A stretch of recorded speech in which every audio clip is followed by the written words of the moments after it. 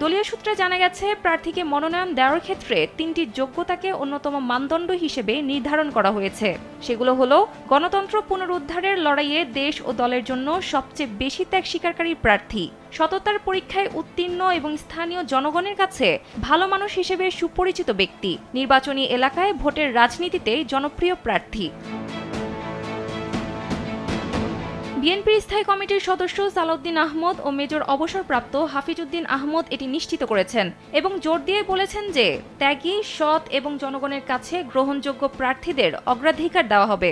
অপকর্মে জড়িত বা জনপ্রিয়হীন ব্যক্তিরা মনোনয়ন পাবেন না। বিএনপির স্থায়ী কমিটির সদস্য সালাউদ্দিন আহমদ বলেন, দলের সিদ্ধান্ত হলো একক প্রার্থী নির্ধারণ করা। ২০১৮ সালের মতো একাধিক প্রার্থী হবে না। মেজর অবসরপ্রাপ্ত হাফিজউদ্দিন আহমদ বলেন, তারেক রহমান কয়েকটি জরিপ করেছেন, আরও করবেন। নিশ্চয়ই যোগ্য ব্যক্তি উঠে আসবে এবং তাকেই মনোনয়ন দেওয়া হবে। বিএনপির স্থায়ী কমিটির একাধিক নেতা বলেন, এবার প্রার্থী মনোনয়নে অনেক চমক থাকতে পারে। কিছু আসনে এমন ব্যক্তিদের প্রার্থী দেওয়া হবে যার কথা অনেকের চিন্তার মধ্যেও থাকবে না।